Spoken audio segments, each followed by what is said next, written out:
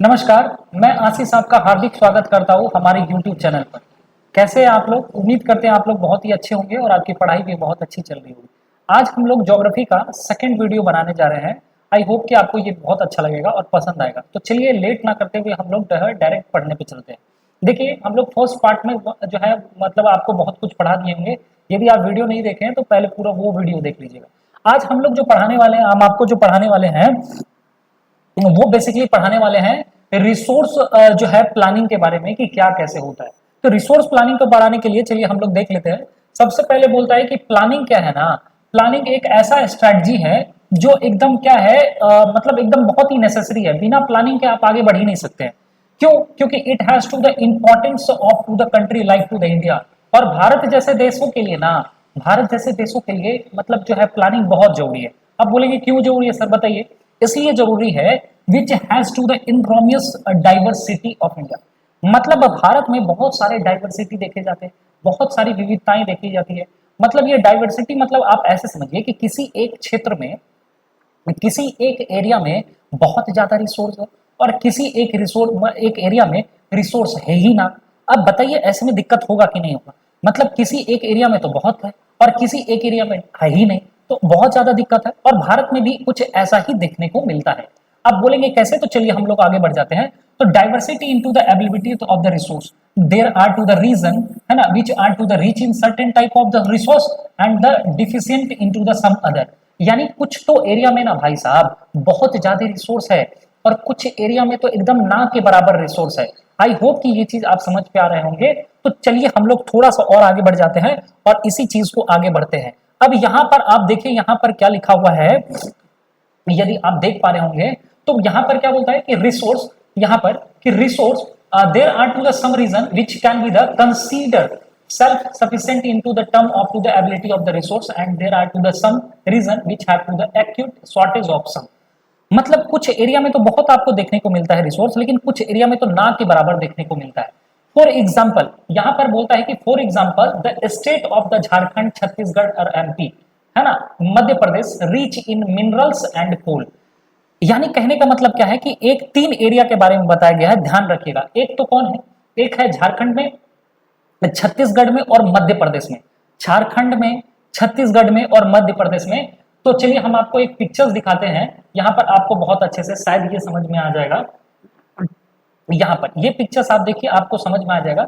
यहाँ पर आप देख पा रहे होंगे, यहाँ पर ये है झारखंड और ये है छत्तीसगढ़ और यहीं पर पड़ता है एमपी। अब यहाँ का सीन क्या है ये बताना चाह रहे हैं हम कि देखिए भाई साहब, यहाँ पर क्या है ना, झारखंड हो, छत्तीसगढ़ हो और एमपी हो, यहाँ पर कोल बहुत ज्यादा अच्छा है और मिनरल्स तो बहुत ज्यादा है। बोले ठीक है सर, तो फिर दिक्कत क्या है? देखिए दिक्कत क्या है, आगे बढ़ जाते हैं। अब यहीं पर ले लेते हैं बात राजस्थान का, जो बुक में दिया है वही चीज हम बताने का प्रयास कर रहे हैं।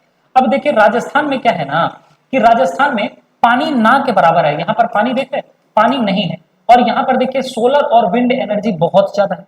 बात समझ रहे हैं? ये राजस्थान का। अच्छा, अब यहाँ पर देखिए हम ये एग्जाम्पल अभी ले रहे हैं, बात समझिएगा कि राजस्थान में क्या है, राजस्थान में पानी ना के बराबर है और सोलर एंड विंड एनर्जी बहुत ज्यादा है। अच्छा, यहाँ पर तो हम आपको बता दिए कि कोयला भी है, मिनरल्स भी है, पर देखते हैं फिर आगे क्या है। अब यहाँ पर अरुणाचल प्रदेश के बारे में क्या बोला गया है कि देखिए अरुणाचल प्रदेश में पानी बहुत ज्यादा है, यानी इंफ्रास्ट्रक्चर ना के बराबर है। लद्दाख का भी वही सिचुएशन है। तो इसका मतलब आप क्या बोलेंगे सर? इसका मतलब ये हम बोलेंगे कि due to the uneven distribution of the resources. मतलब क्या है कि अनइवन डिस्ट्रीब्यूशन मतलब कहीं पर है तो बहुत ज्यादा है और कहीं पर डिस्ट्रीब्यूशन मतलब ना के बराबर देखने को मिल रहा है। मतलब कहीं पर आप क्या देख रहे हैं कि सोलर एनर्जी है तो पानी नहीं है, कहीं पानी है तो दूसरा एनर्जी नहीं है, कहीं पर इंफ्रास्ट्रक्चर्स नहीं है। यहाँ पर देख रहे हैं कोल और मिनरल्स है लेकिन टेक्नोलॉजी नहीं है। तो यानी अनइवन रिसोर्स है। और भैया ये जो अनइवन रिसोर्स जो डिस्ट्रीब्यूशन है ना, अब इसके लिए क्या करना पड़ेगा? आप एक बात बताइए कि झारखंड में यदि ये कोयला हो रहा है तो क्या सिर्फ झारखंड वाले ही इस्तेमाल कर रहे हैं? नहीं, बहुत सारे लोग इस्तेमाल कर रहे हैं। अब मान लीजिए जहां पर सोलर एंड विंड एनर्जी यदि राजस्थान में है तो क्या ये पूरे एनर्जी का इस्तेमाल सिर्फ यही करेंगे? नहीं, इसके अलावा भी बहुत सारे राज्य करेंगे। तो कहने का मतलब क्या है कि सारे लोग जो है इसका इस्तेमाल करते हैं। इसीलिए जरूरी पड़ता है हमें कि भैया इसका प्लानिंग बहुत अच्छे से कर ले। यदि आप प्लानिंग बहुत अच्छे से कर लेते हैं तो फिर आप जो है मतलब इस पे चीज पे बैलेंस बना के रखते हैं और become the necessary to the balance resource to the planning. और अभी इसीलिए जरूरत आ जाता है कि इस रिसोर्स का बहुत अच्छे से हम लोग क्या कर पाए, प्लानिंग कर पाए। आई होप कि ये चीज आप समझ पा रहे होंगे। तो चलिए हम थोड़ा सा स्लाइड में वही चीज चलते हैं, जान के देख लेते हैं कि वहां पर यही चीज बोला गया है कि देख लीजिए यहाँ पर देख रहे हैं, यदि आप यहाँ पर देख पा रहे होंगे तो यहाँ पर बोला है कि झारखंड, छत्तीसगढ़ और जो मध्य प्रदेश है वो क्या है, यहाँ पर रीच है, रीच मिनरल्स के मामले में, कोयला के मामले में। लेकिन अरुणाचल प्रदेश की बात करें तो यहाँ पर क्या है, वाटर जो है, वाटर रिसोर्स है but lack of to the infrastructure. अब देख पा रहे अरुणाचल प्रदेश में क्या है, पानी बहुत ज्यादा है भाई साहब, पानी बहुत ज्यादा है, लेकिन आप क्या वहां पर देख रहे हैं कि यहाँ पर पानी तो बहुत ज्यादा है पर क्या है कि यहाँ पर इंफ्रास्ट्रक्चर्स नहीं है अरुणाचल प्रदेश में। अब इससे भी प्रॉब्लम हो रहा है, बात समझ रहे होंगे। अच्छा आगे बढ़ जाते हैं, तो यहाँ पर बोलता है कि राजस्थान वाला भी मामला बोल रहा होगा, तो आप पढ़ लीजिएगा, यहाँ पर Rajasthan is the very well, है ना, यहाँ पर सोलर एनर्जी यहाँ पर बहुत ज्यादा है, विंड एनर्जी बहुत ज्यादा है, but lack of the water resource. तो वही चीज यहाँ पर बोला जा रहा है, यानी कहीं पर है कहीं पर ना के बराबर है। तो ये चीज आप देख लीजिएगा, यहाँ पर वही चीज बोला है, it has the very culture heritage but is the a deficiency. और यहाँ पर ये भी चीज बोला गया है ना। तो ये चीज कहीं पर इंफ्रास्ट्रक्चर बहुत ज्यादा अच्छा है, तो कहीं पर some vital minerals, this is called to the balance resource planning. और इसी चीज को आप यदि बैलेंस बना लेते हैं तो इसे बोलता है कि बैलेंस रिसोर्स प्लानिंग। तो आई होप कि ये चीज समझ में आ गया होगा कि भैया बैलेंस करना क्यों पड़ता है। सपोज दैट कि आपके घर में मान लीजिए किसी दिन पापा आप ज्यादा इनकम आ गया किसी दिन, तो आप क्या करें, किसी दिन ऐसा भी होता होगा, मान लीजिए जिनका बिजनेस है उनके लिए बता रहे हैं कि किसी दिन कमाई हुई ही नहीं, तो आप क्या करेंगे, एक बैलेंस बना के चलते हैं कि नहीं भाई थोड़ा सा सेविंग करके भी रखना है, एक प्लानिंग करना है। आई होप कि ये चीज समझ पा रहे हो, ऐसा नहीं भाई कि रोज आए रोज का खा लो, है ना। तो ये चीज है, तो ये चीज आप समझ में आ गया होगा कि ये प्लानिंग करना क्यों पड़ता है, क्योंकि भारत में अनइवन डिस्ट्रीब्यूशन है मिनरल्स का, और मिनरल्स का चूंकि अनइवन डिस्ट्रीब्यूशन है, एक जैसा नहीं है, इसीलिए हम लोग को क्या करता है, एक बैलेंस बना के रखना पड़ता है। ठीक है, अब थोड़ा सा देख लेते हैं कि रिसोर्स का प्लानिंग इंडिया में कैसे करते हैं। रिसोर्स का प्लानिंग इंडिया में कैसे करते हैं, इसके लिए भी लेके चलते हैं हम आपको यहाँ पर एक वहां पर लेके चलते हैं। तो आई होप कि ये चीज आप समझ में आएगा। चलिए थोड़ा सा आगे बढ़ते हैं। अब देखिए रिसोर्स प्लानिंग इंडिया में आप कैसे करेंगे। सबसे पहले एक नंबर पे क्या करेंगे, रिसोर्स प्लानिंग इन इंडिया में आप स्टेप 1 में क्या करते हैं देखिएगा। स्टेप 1 में क्या करते हैं, आइडेंटिफिकेशन करते हैं। ठीक है, कोई भी रिसोर्स का आइडेंटिफिकेशन मतलब होता है पहले पहचान करते हैं। अब पहले पहचान तो कर ली, अच्छा भाई साहब पहचान तो कर लिए कि आइडेंटिफिकेशन, अब आइडेंटिफिकेशन करने के बाद क्या करेंगे, आप उसका क्या करेंगे, सर्वे करेंगे, और सर्वे करने के बाद फिर क्या करेंगे, इसका मैपिंग करेंगे, उसके बाद चेकिंग करेंगे, फिर मेजरमेंट करेंगे। यानी ये सब चीज आपको करना पड़ेगा पहले स्टेज पे, यानी आइडेंटिफिकेशन करने के बाद आपको क्या करना है, मैंने बताया कि भैया आप क्या करेंगे, सर्वे कीजिए, फिर मैंने सर्वे मतलब जान पता करना पड़ेगा कि कौन चीज कहाँ है नहीं है ना। उसके बाद आपका मैपिंग करना पड़ेगा, मैपिंग करने के बाद भैया चेक करना पड़ेगा कि है या कितना है नहीं है, मेजरमेंट क्या है उसका, सब चीज। और उसके 2 नंबर के बाद आपको क्या करना है, यहां पर आप देख पा रहे होंगे इवॉल्विंग द प्लान स्ट्रक्चर्स। अब आपको प्लान स्ट्रक्चर्स भी सेट करना है, और उस प्लान स्ट्रक्चर्स में क्या देखते हैं आपको कि भैया कोई भी चीज प्लान कैसे है। आप प्लान जब रेडी करेंगे तो भैया प्लान के लिए क्या चाहिए, आपको टेक्नोलॉजी चाहिए। अब टेक्नोलॉजी नहीं रहेगा तो आप सक्सेस नहीं हो पाएंगे। आई होप कि ये चीज समझ पा रहे होंगे। तो आपको टेक्नोलॉजी का भी जरूरत पड़ेगा, आपको स्किल ग्रुप भी चाहिए भैया कि एक स्पेशल काम करने के लिए वही उसी टाइप का आदमी हो। जैसे मान लीजिए यदि कोई लोहा काट रहा है तो लोहा काटने का मशीन आता है, वो एक्सपर्ट होते हैं, बात समझ रहे। आप किसी टीचर को बोल दीजिएगा उस काम में चले जाने, तो ऐसा नहीं हो पाए। तो वहां पर कुछ काम है ऐसा, तो उसके टाइप का ही कुछ मतलब जो है स्किल बेस्ड आदमी ही चाहिए आपको। आई होप कि ये चीज भी समझ पा रहे होंगे। अब देखिए यहाँ पर क्या है, और उसके बाद आपको एक इंस्टीट्यूशन भी चाहिए। तो कहने का मतलब इस तरह से होगा। और तीसरा स्टेप में आप क्या देखते हैं कि मैच करना पड़ेगा the resource plan with to the overall development plan.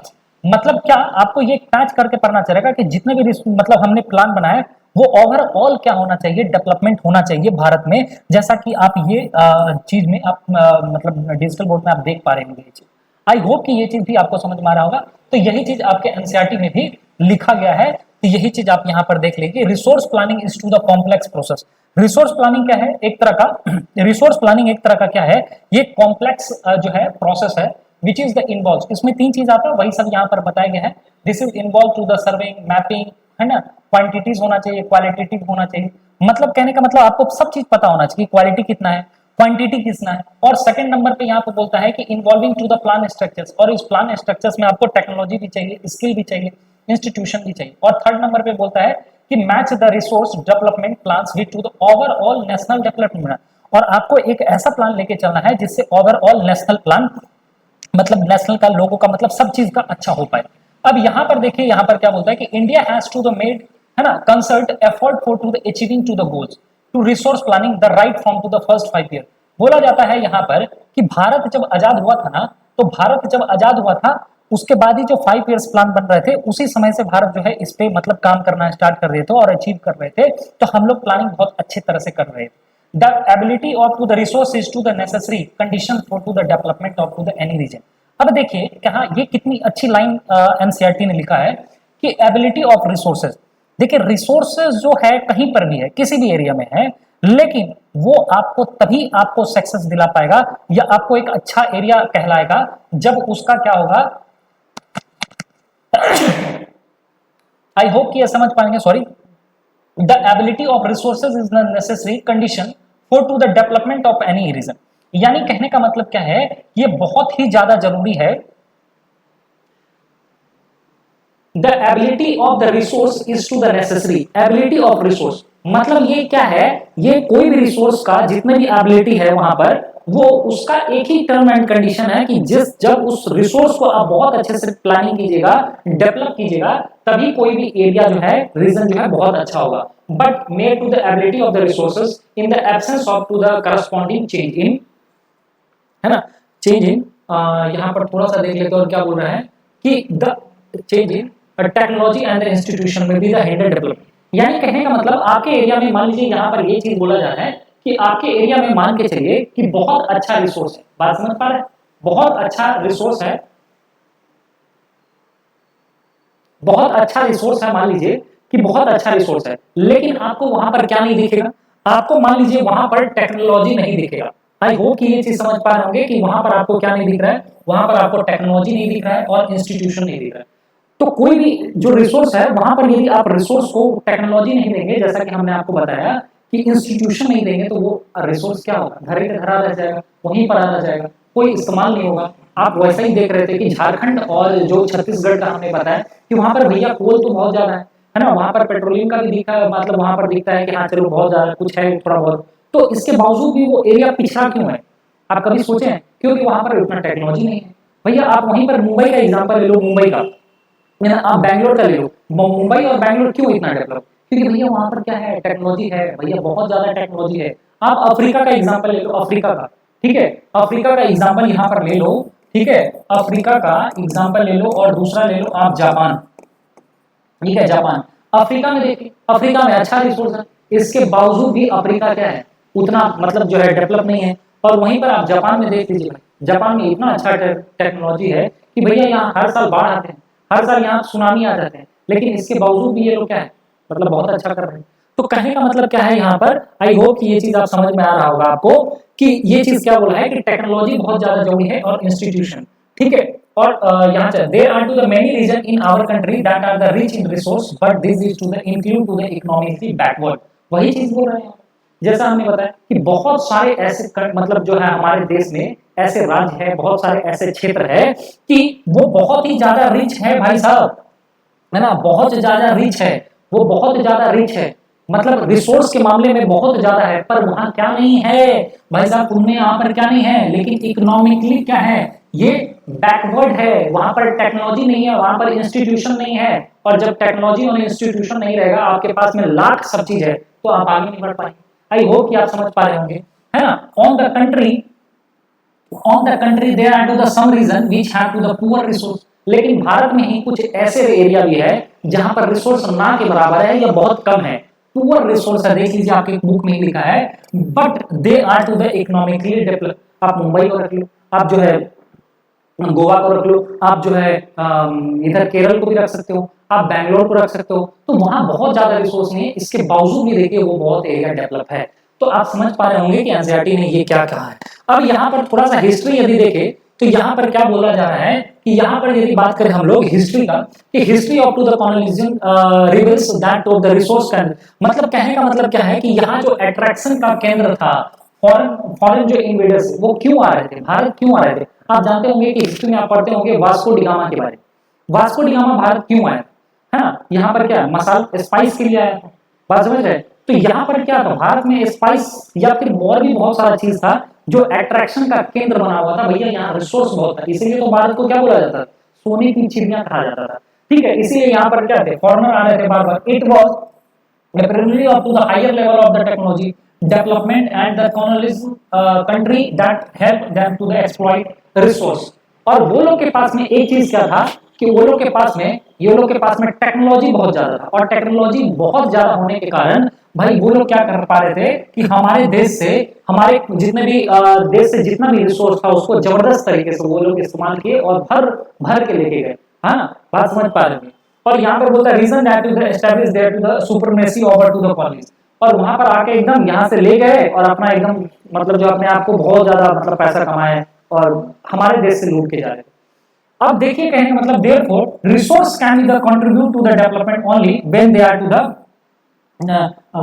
complemented by to the appropriate technology. यानी कहने का मतलब क्या है कि आप देख पा रहे हैं कि कोई भी एरिया जो है ना, कोई भी एरिया वो तभी डेवलप कर पाएगा जब उसके पास में एक बहुत ही अच्छा तरह से क्या होगा, एप्रोप्रिएट टेक्नोलॉजी होगा। भाई टेक्नोलॉजी नहीं है, यदि आपके पास इंस्टीट्यूशन नहीं है, जैसा कि हमने पहले बताया, वो एरिया डेवलप नहीं कर पाएगा चाहे कितना भी रिसोर्स हो। आई होप कि ये चीज भी समझ में आ रहा होगा। तो ये चीज है, डेवलपमेंट तभी कर पाएगा इंस्टीट्यूशन जब रहेगा। India has to the experience to all this list of the different pages already, है ना। तो ये चीज भी आपको समझा दी कि resource development into the particular does not only involve to the ability of the resource. यानी कहने का मतलब क्या है कि ये सिर्फ किस पे रिसोर्स डेवलप नहीं करता है, ये रिसोर्स जो है development into the particular does not only involve the ability of resource. यानी आपके एरिया में एबिलिटी है, रिसोर्स ज्यादा है, इस बात पे निर्भर नहीं करता है, बल्कि इस बात पे निर्भर करता है कि आपके एरिया में टेक्नोलॉजी और इंस्टीट्यूशन भी है या साथ में नहीं, तभी आप कर पाएंगे। अब थोड़ा सा हम लोग आगे बढ़ जाते हैं। यहाँ पर क्या बोला जा रहा है कि resource are the vital for to the any development. यानी रिसोर्स जो है ना, ये बहुत ही ज्यादा वाइटल है किसी भी डेवलपमेंट के लिए।